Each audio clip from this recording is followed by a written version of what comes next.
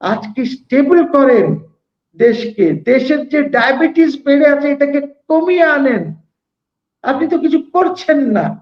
Yunus is not speaking, Yunus is not speaking.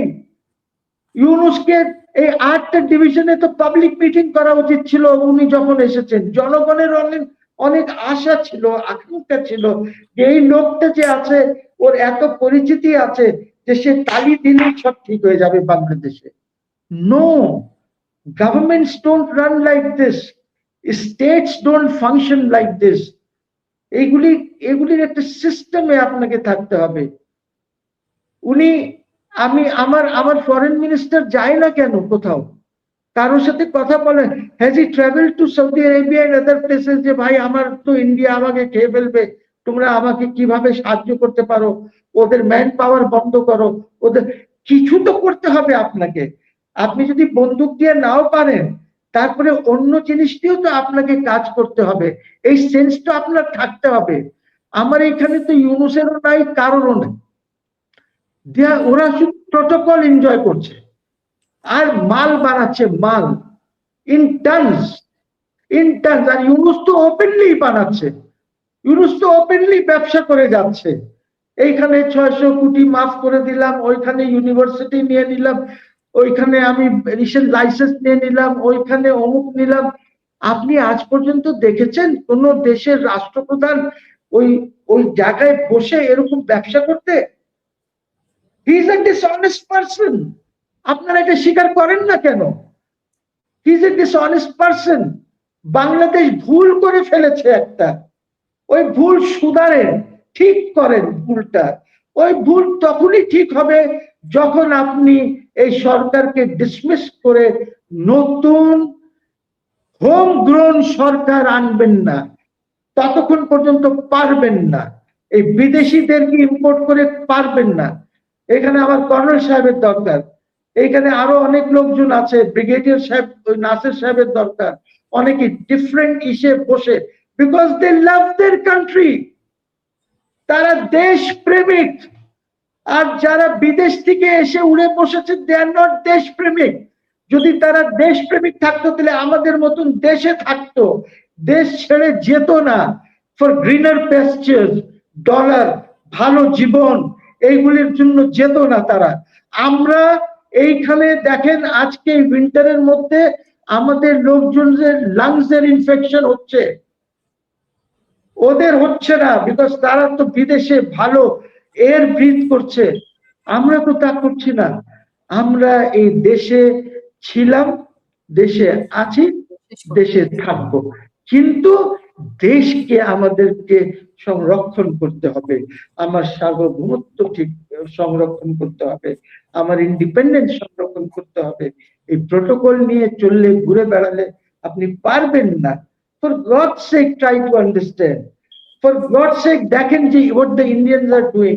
ওদিকে ওই যে কে যেন বললো যে প্রত্যেক দলে একটি ইন্টেলিজেন্স ইউনিট থাকা দরকার। আমার তো ইন্টেলিজেন্স ইউনিটটা ওরা কি কি করছে, কখন প্রেসিডেন্টের সাথে আর্মি চিফ আর নেভাল চিফ, এয়ারফোর্স চিফ দেখা করছে, কখন মোদি এসে তার কয়েক ঘন্টার মধ্যে দেখা হচ্ছে, কোথায় ডোভাল আর ইয়ে কি নাম সিডিএস বসা আছে, কি ডিসকাশন হচ্ছে। আমাদেরকে তো সব অ্যানালিসিস করে বের করতে হবে। ওরা যে খুব ভালো অবস্থায় আছে তা তো না, militarily they might be, they are more powerful than us, কিন্তু ইকোনমিক্যালি তো ওদের অসুবিধা আছে। ওদের যে তথ্যগুলি দেখেন, ইকোনমিক তথ্যগুলি, ডাটাগুলি bogus, it's all bogus, I can tell you, it's all bogus, totally bogus. So ওইটা নিয়ে আমরা তো অনেক ভালো ছিলাম, আজকে আমার এই অবস্থাটা হলো কেন?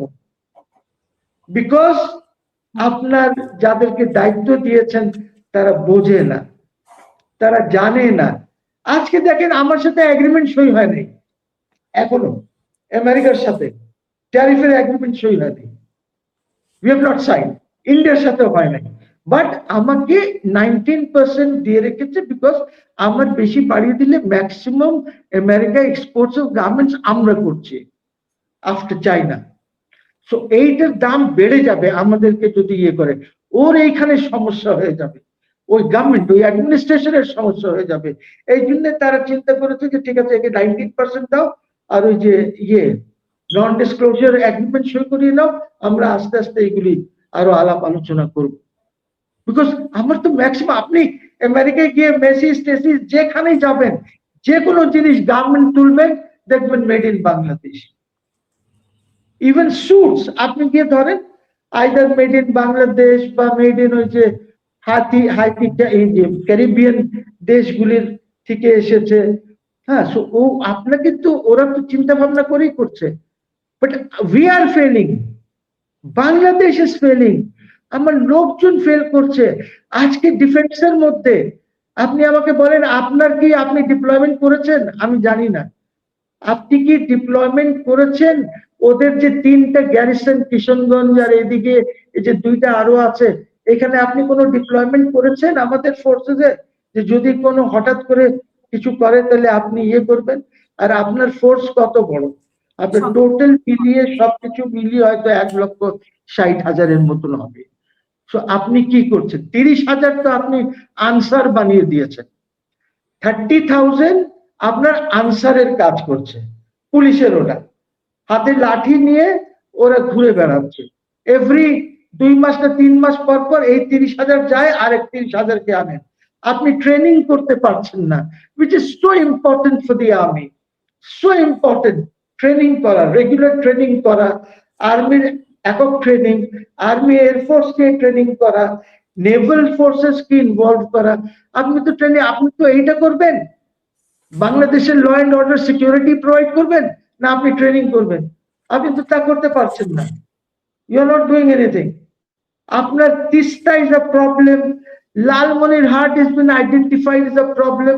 এই কারণেই তারা প্ল্যান করছে যে আমরা যদি শিলিগুড়ি কাইটা দেই তাহলে এইটা আমরা নিয়ে নিতে পারি, all problem will end. So আমাদের কি, আমরা কি, are we prepared for all this? আমরা কি করেছি? তো আমাদেরকে কি ডিপ্লোম্যাটিক লেভেলে কাজ করা উচিত না এইগুলি নিয়ে? খালি আমাদের এমবাসি অ্যাটাক হলো, ওদের আমার হাই কমিশনকে ডেকে বকাবকি করে দিল, এইখানে অ্যাটাক হলো, ওকে ডেকে বকাবকি করে দিল। আমাদেরকে তো প্রোঅ্যাক্টিভলি কাজ করতে হবে। আপনি কি বললেই শেখ হাসিনা চলে আসবে নাকি, যে শেখ হাসিনাকে দিয়ে দাও? ও তামাশা। তারপরে হাদির হত্যাকারীকে দিয়ে দাও, শেখ হাসিনাকে দিয়ে দাও। না, এইভাবে চলে না, রাষ্ট্র এইভাবে চলে না, দেশগুলি এইভাবে চলে না। Please try to understand. আপনার ইকোনমি দেখেন, আপনি সিম্পল জিনিস, গিভ মি 1 উইক, আপনি দেখবেন যে আপনার স্টক মার্কেট চাঙ্গা হয়ে গেছে। কি করতে হবে? রেগুলেশনস গুলি ডিরেগুলেট করেন, এক্সট্রিমলি হিটেড রেগুলেশনস করে রেখেছেন আপনি। আপনি ব্যাংকস গুলিতে, যে ব্যাংকগুলি নষ্ট আছে সে ওদেরকে কভার দিয়ে দেন, ওদেরকে জিআই রাখছেন কেন? For what? For what? Not required. আপনি এমন সিচুয়েশন যান যে আপনি আবার নিচের থেকে উপরে আসতে পারেন।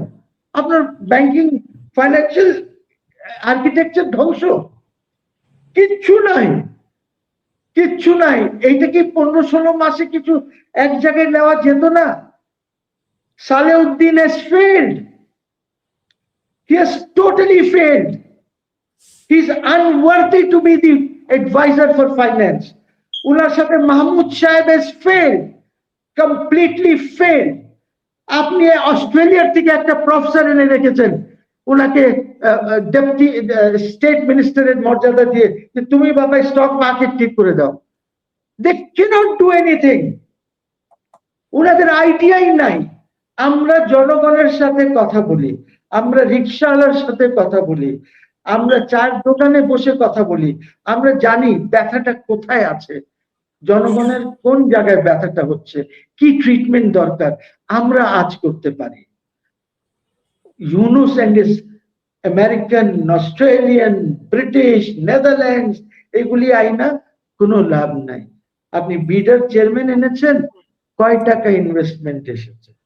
যে ইনভেস্টমেন্টের কথা বলে ওই investment is in Bangladesh already আছে, ওইটা রিইনভেস্ট করছে। ধরেন আমি যে প্রফিট করলাম এই প্রফিটটাই আমি রিইনভেস্ট করলাম, বলে যে এটা ইনভেস্টমেন্ট এসেছে।